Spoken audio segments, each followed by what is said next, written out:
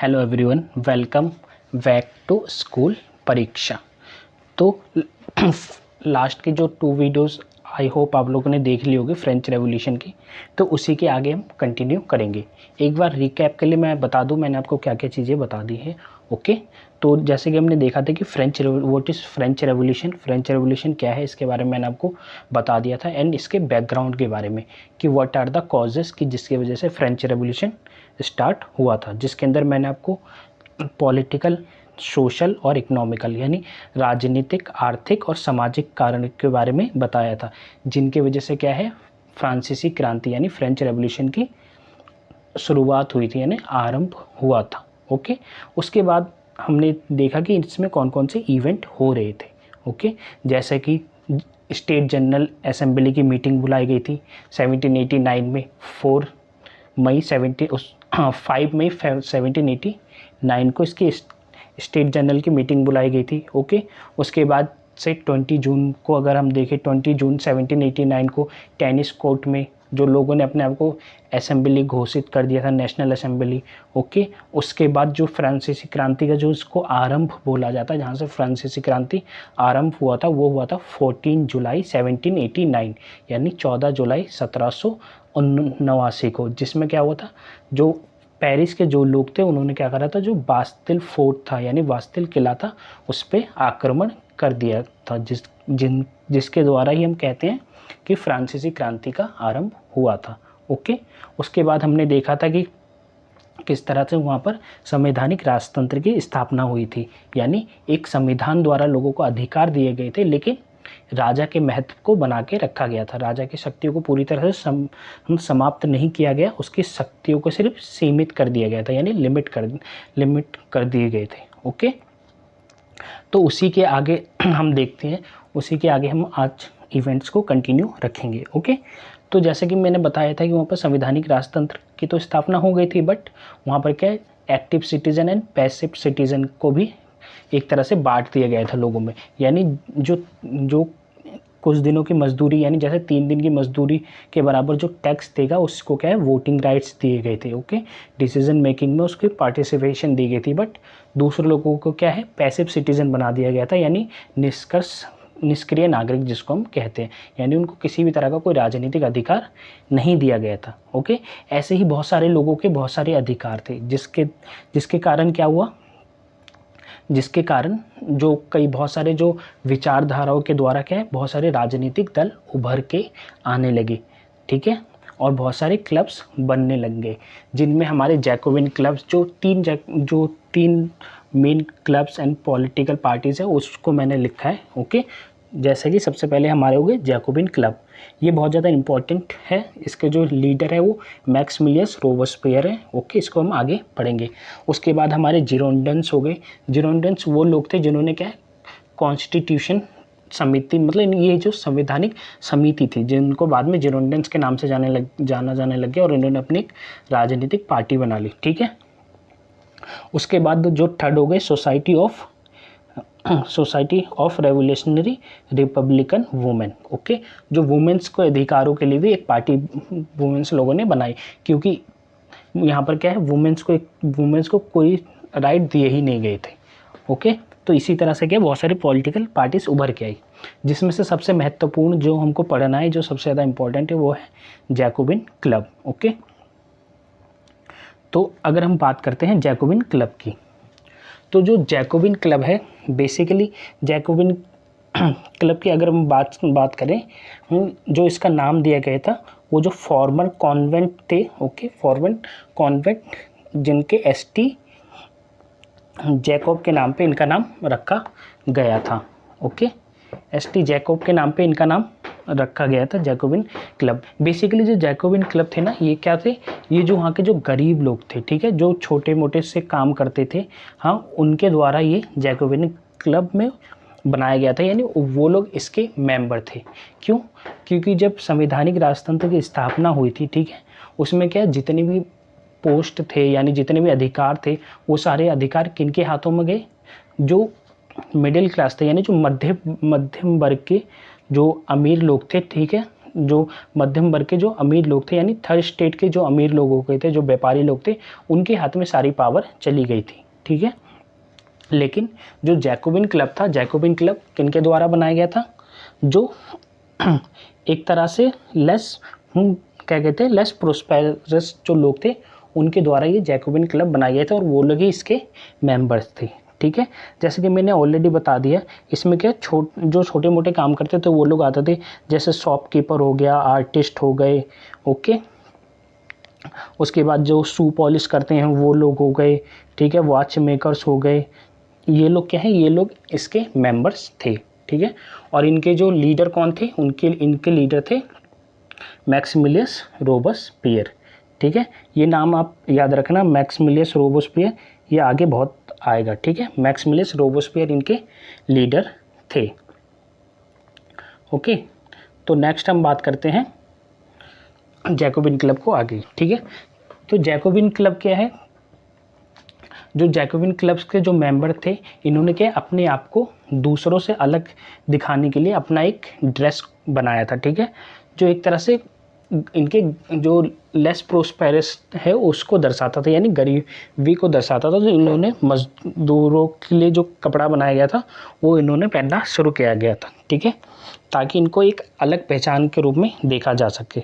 A large group of among the Jacobin decided to start wearing long striped, ठीक है, trousers similar to the those worn by the dock workers. ठीक है, जो dock workers लोग जो पहनते थे, हाँ, उन्हीं की तरह इन्होंने क्या है अपना एक ड्रेस बनाया। ताकि क्या है, क्योंकि जो वहाँ पर ना दो तरह के एक होते हैं जिनको बोला जाता था नी ब्रीचर्स। ठीक है, जो नी ब्रीचर्स थे ना, वहाँ के नोबल्स लोग थे, जो अमीर लोग थे, वो लोग पहनते थे।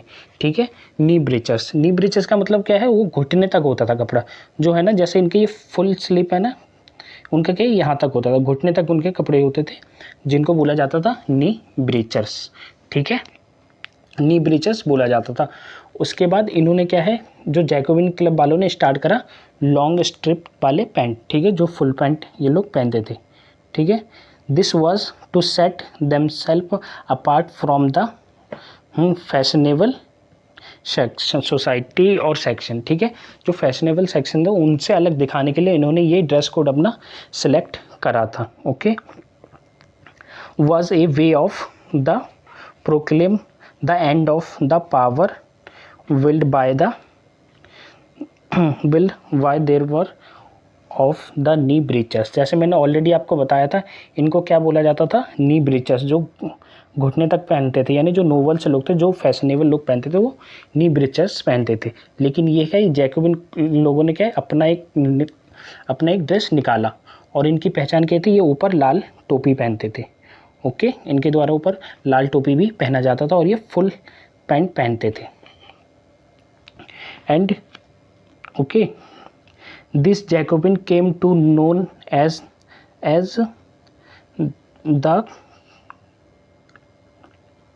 the meaning of those without knee breechers। ठीक है, विदाउट नी ब्रीचर्स का मतलब होता है फुल पैंट वाले पहनने वाले व्यक्ति। ठीक है, विदाउट नी ब्रीचर्स। आप याद रखना, जो नोबल्स लोग थे वो कौन से पहनते थे, ये नी ब्रीचर्स वाले, और जो जैकोबिन क्लब के लोग थे वो कौन से पहनते थे, विदाउट नी ब्रीचर्स वाले। ठीक है, ये दो पॉइंट आप याद रखना। नेक्स्ट क्या हम देखते हैं, Louis 16 secret deal. Okay, basically होता क्या है कि जो लुई 16 है, ये सीक्रेटली क्या है, जो अपने नेबरिंग कंट्रीज होते हैं, ठीक है, जैसे ऑस्ट्रिया हो गया, पर्शिया हो गया, इनके साथ क्या एक सीक्रेट डील करते हैं कि इसकी सत्ता इसको वापस दिलाई जाए।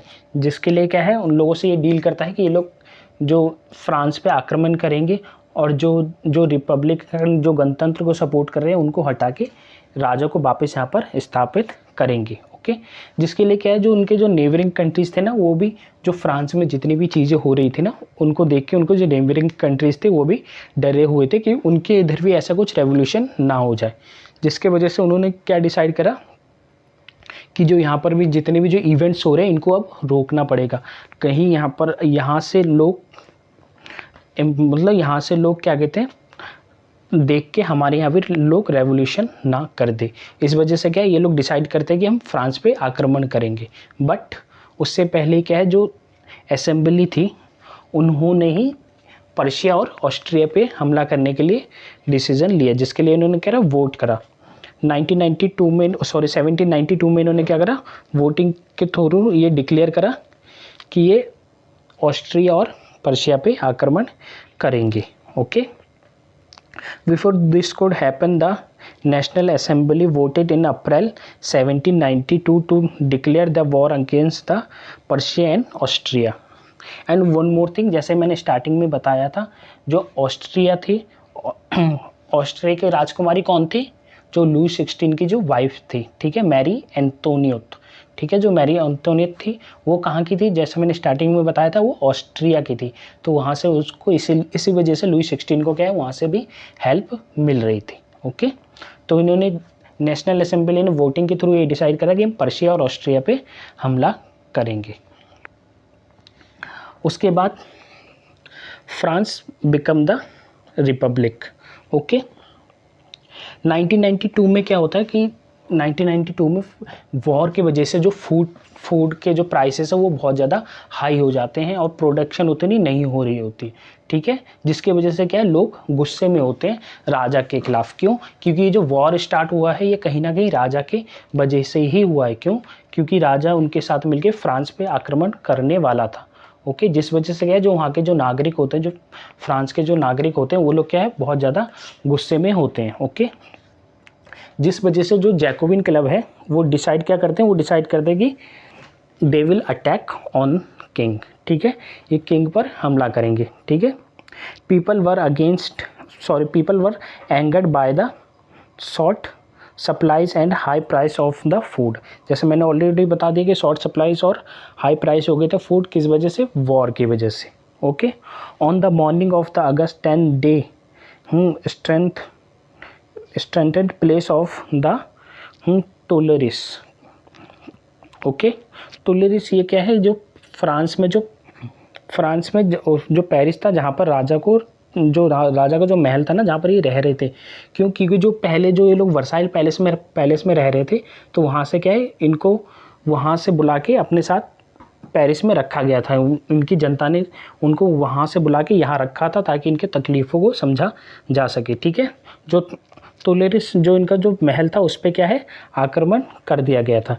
किसके द्वारा? जैकोबिन क्लब के द्वारा, और इनको क्या है, बंदी बना लिया गया था। Okay, people masked the Kings guard, उनके जो गार्ड थे उनको अटैक कर दिया गया था, उनको मार दिया गया था। ओके, लोगों ने राजा के रक्षकों को क्या हत्या कर दी और राजा को कई घंटों तक कैद में बंधक बना के रखा गया था। जिसके बाद क्या होता है, जो इनकी जो पूरी फैमिली को क्या है, इनको जेल में रख दिया जाता है, यानी रॉयल फैमिली को क्या है, जेल में बंद कर दिया जाता है, उनको कैद कर दिया जाता है।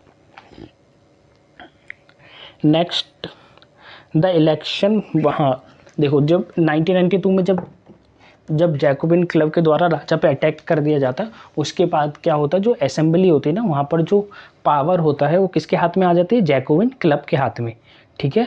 जो डिसीजन जितने भी लेंगे, उसके बाद एक नया कॉन्स्टिट्यूशन तैयार किया जाता है। क्योंकि वहाँ पर मांगे उठने लगती है कि हमको ऐसे किंग की कोई आवश्यकता नहीं है, यहाँ पर क्या है, एक गणतंत्र होना चाहिए, ठीक है। तो जिसके बाद क्या करते हैं, यहाँ पर बोलते हैं एक नया संविधान बनेगा जिसमें राजा की कोई वैल्यू नहीं दी जाएगी, ठीक है, राजा का कोई रोल होगा ही नहीं इसके अंदर। जिसके बाद ये डिसाइड करते हैं कि हम क्या करेंगे, हम एक गणतंत्र की स्थापना करेंगे। और उस गणतंत्र में क्या किया गया था, सभी को वोटिंग राइट्स दिए गए थे। जो भी व्यक्ति 21 वर्ष से ऊपर है उन सभी को क्या है, जो वोटिंग राइट्स यानी मतदान का अधिकार दिया गया है, और सभी राजनीतिक अधिकार दिए गए थे। इसमें कोई एक्टिव सिटीजन, कोई पैसिव सिटीजन नहीं रखा गया था, एक्सेप्ट वुमेन। ओके, जो महिला थी उनको अभी तक यहाँ पर किसी भी प्रकार का कोई अधिकार नहीं दिया गया था, उनको अभी तक क्या है, मतदान का कोई अधिकार नहीं दिया गया था। उसके बाद the newly elected as the assembly was called the convention. जो नई जो असेंबली चुन के आई थी, उन लोगों द्वारा चुनी गई थी, उस नए असेंबली का नाम चेंज करके क्या कर दिया गया था, convention. Okay, 21 September 1792 it abolished the monarchy and declare France as a republic. ठीक है, ये डेट सबसे ज़्यादा इंपॉर्टेंट डेट है, ये इसको याद रखना। फ्रांस रिपब्लिक कब बना था? 21 सितंबर 1992। ठीक है, 1991 में ये कॉन्स्टिट्यूशनल मोनार्की बना था, यानी संवैधानिक राजतंत्र बना था। और उसके बाद 1992 में 21 सितंबर 1792 में क्या है, ये एक गणतंत्र बन के उभरा था। Okay, Louis 16 was the sentence to the death by a court on the charge of treason, यानी जो एक तरह से देशद्रोह के आरोप में क्या है, राजा को सार्वजनिक रूप से फांसी दे दी गई थी। ठीक है, और राजा को फांसी कब दी गई थी, ये डेट भी आप याद रख लेना। On 21 January 1793 he was the executed publicly at the place de Concorde. ठीक है, जो कनकोड नाम की जो जगह है, जो सार्वजनिक रूप से क्या है, वहाँ पर इसको फांसी दे दी गई थी। ये भी डेट सबसे ज़्यादा इंपॉर्टेंट डेट्स है, तो इन डेट को आप याद रखना। ठीक है, सबसे पहले कॉन्स्टिट्यूशनल जो मोनार्की है, जो गणतंत्र की स्थापना हुई थी, ये वाली डेट याद रखना। उसके बाद आप राजा को फांसी कब दी गई थी? 23 जनवरी 1793। ठीक है, 1792 को ये गणतंत्र बना था और 1793 को राजा को फांसी दे दी गई थी। उसके बाद द रीजन ऑफ टेरर। ठीक है, यानी जिसको बोला जाता है आतंक का काल। जब एग्जाम में पूछा जाए ना आतंक का काल यानी रीजन ऑफ टेरर कब से कब तक था, तो ये था 1993 से लेके 1994 तक। ठीक है, जो कन्वेंशन ग्रुप, जो नई असेंबली बनी थी, उसका ना एक हेड बनाया गया था, जो क्या है, जो कानून की रक्षा के लिए जो चीज़ों को लागू करेगा, उसके लिए ग्रुप बनाया गया था, जिसके हेड बनाए गए थे मैक्सिमिलियस रोबोस्पियर। ठीक है, the period from the 1793 to 1794 is the refer to as the reign of terror. Okay, a small group of committee of public safety, जो पब्लिक सेफ्टी कमेटी की मैं बात करूँ, पब्लिक सेफ्टी कमेटी थी। ठीक है, created which took all the control measure decision. जो public जो सेफ्टी कमेटी थी ना, उसके हेड कौन थे? मैक्सिमिलियस रोबोस्पियर। ठीक है, जो ये सारी डिसीजन क्या है, ये लोग लेते थे। ठीक है, जो भी गणतंत्र के खिलाफ बोलता था ना, उसको क्या है, उस टाइम फांसी लगा दी जाती थी। अगर किसी ने भी गणतंत्र की थोड़ी से भी आलोचना कर दी, ठीक है, सरकार की बुराई कर दी या गणतंत्र की आलोचना कर दी, तो उसको क्या है, फांसी एग्जीक्यूट कर दिया जाता था, यानी जो वहाँ पर जो गिलोटिन कर दिया जाता है। एक गिलोटिन एक मशीन थी जिसके द्वारा लोगों की एक तरह से गर्दन काट दी जाती थी, गिलोटिन जिसको बोलते हैं। गिलोटिन मशीन के बारे में मैं आपको आगे बताऊंगा। Okay, Robespierre followed a policy of the severe control and the punishment. ठीक है, ये जैसे मैंने ऑलरेडी बता दिया कि पनिशमेंट इसी के हाथ में था, जो भी गणतंत्र के खिलाफ बोलता था उसको ही पनिशमेंट देता था। All those whom he saw as being the enemies of the republic, already बता दिया मैंने। they were the arrest, imprisoned and then trial by the revolutionary tribunal. ठीक है, रेवोल्यूशनरी जो ट्राइब्यूनल इन्होंने कोड बनाया था, उसके अंदर इनको केस चलता रहा, उसके बाद इनको गिलोटिन कर दिया जाता। ही गिलोटिन द 16,000 पीपल, लोग, इतने लोग मायने रखते हैं, यानी 16,000 लोगों को इन्होंने क्या करा था, गिलोटिन कर दिया था, यानी इनके गर्दन काट दिए गए थे, जिन्होंने भी थोड़ी सी वह आवाज़ उठाई थी। किसके खिलाफ? गणतंत्र के खिलाफ। ये है गिलोटिन मशीन। ये क्या है, एक तरह से बीच में इसके क्या है, ब्लेड लगा दिया जाता है, उसमें क्या है, इसमें गर्दन काट दी जाती है। और ये किसके नाम पे रखा गया था? ये रखा गया था हमारे जो इनके जो डॉक्टर गिलोटिन थे, जिन्होंने इस मशीन का निर्माण करा था, जो इस मशीन के आविष्कार थे, उनके नाम पे ये रखा गया था। ठीक है, the guillotine is a device consisting of the 2 poles and a blade with which a person is behind it. बीच में गर्दन रखी जाती थी और गर्दन काट दी जाती थी इससे। ठीक है, इस मशीन का नाम क्या बोला जाता था? गिलोटिन। ठीक है, और इसको डॉक्टर गिलोटिन, जिन्होंने इसका आविष्कार किया था, उनके नाम पे ये रखा गया था। ओके, उसके बाद क्या होता है, जो रोबोस्पियर जो गवर्नमेंट होती है ना, जो मैक्सिमिलियस रोबोस्फेयर है उसी के जो पार्टी के लोग होते हैं उसी के खिलाफ होने लगते हैं, क्योंकि उन्होंने इतना आतंक मचा दिया था, जिससे क्या उसके पार्टी के लोग भी उसके खिलाफ हो जाते हैं, क्योंकि ये इतना ज़्यादा एग्जीक्यूट कर देता है लोगों को, यानी गिलोटिन कर देते हैं, जिसके वजह से क्या अब उसी के पार्टी के अंदर के आवाज़ उठने लगती है और उसको रोकने की मांग की जाती है। ओके, तो Robespierre government issued a laws placing a maximum calling on the wages and prices meat and the bread were the ration. हाँ, इसने क्या करा था, इसने ये डिसीजन लिया था, जो भी प्रोडक्ट यानी जो भी फूड उगा रहे हैं ना, यानी जो किसान है, जो भी खेती से जो भी फूड का जो प्रोडक्शन हो रहा है, उसके लिए क्या है, एक प्राइस तय कर दी गई थी कि कोई भी व्यक्ति अपने सामान को इतने रेट से अधिक रेट पे नहीं बेच सकता। ठीक है, उसने एक प्राइस तय कर दी, चाहे वो किसान हो या चाहे वो ब्रेड मेकर हो, यानी जो फूड बेचता हो और फूड सप्लायर हो। ठीक है, रोबोस्फेयर की सरकार ने वेतन और कीमतों पर अधिकतम सीमा तय करने वाले कानून जारी किए थे। मांस और रोटी की राशनिंग कर दी गई थी, यानी एक लिमिट तय कर दी थी कि इससे ज़्यादा अधिक तुम खरीद नहीं सकते और इससे ज़्यादा प्राइस पे तुम इसको बेच नहीं सकते। ठीक है, जिससे क्या है, बहुत सारे किसानों को नुकसान होने लगा था। हाँ, और क्या है, जो जैकोबिन क्लब थे ना, इनके जो सपोर्टर थे, जो मोस्ट ऑफ द जो इनके सपोर्टर थे, वो कहाँ पर थे, वो शहर की तरफ थे। ठीक है, तो ये लोग क्या करते थे, जितने भी प्रोडक्शन होता था ना फूड का, वो सारे क्या है, शहर में भेज देते थे। शहर में तो सारी चीज़ें, सारी मांगे पूरी हो रही थी, बट गांव में क्या है, वही ब्रेड नहीं मिल पा रहा था, यानी गांव की तरफ क्या फूड क्राइसिस हो रहे थे। और जो किसान थे, उन किसानों को क्या है, उनके जो फूड प्रोडक्शन यानी जो खेती बाड़ी करके जो उगा रहे थे, उनको उसकी पूरी कीमत नहीं मिल पा रही थी, क्योंकि इन्होंने एक सीमा तय कर दी थी कि इससे ज़्यादा आप प्राइस नहीं ले सकते, जिसकी वजह से क्या है, किसान भी इनसे बहुत ज़्यादा नाराज़ थे।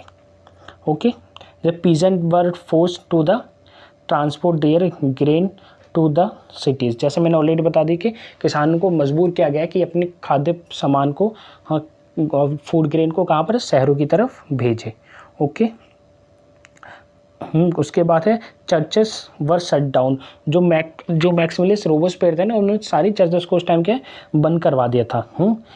और उसके अंदर क्या ऑफिसेस खुलवा दिए गए थे, सरकारी गवर्नमेंट ऑफिसेस उसके अंदर ओपन करवा दिए गए थे। Okay, Robespierre pursued his policies so relentlessly that even his supporters began to demand moderation. ठीक है, जैसे मैंने ऑलरेडी स्टार्टिंग में बता दिया था कि इसने इतना आतंक मचा दिया था कि इसके पार्टी के लोग भी इसका सपोर्ट करना उन्होंने बंद कर दिया था। Okay, finally he was convicted by the court in July 1794। ठीक है, 1794 में क्या है, इसी को क्या कहते हैं, इसी को मैक्सिमिलियस रोबोस्फेयर के क्या अरेस्ट कर लेते हैं कि जो इतने सारे इन्होंने गिलोटिन करा था। हाँ, इन पे भी करप्शन के कुछ चार्जेस लगते हैं और इनको अरेस्ट कर लिया जाता है और इनको भी क्या किया जाता है, इनको भी गिलोटिन कर दिया जाता है, यानी इनकी भी गर्दन काट दी जाती है। जिन्होंने खुद 16,000 लोगों को जिन्होंने गिलोटिन करवाया है, अब इनको भी क्या है सज़ा दी जाती है, सज़ा सुनाई जाती है और इनको भी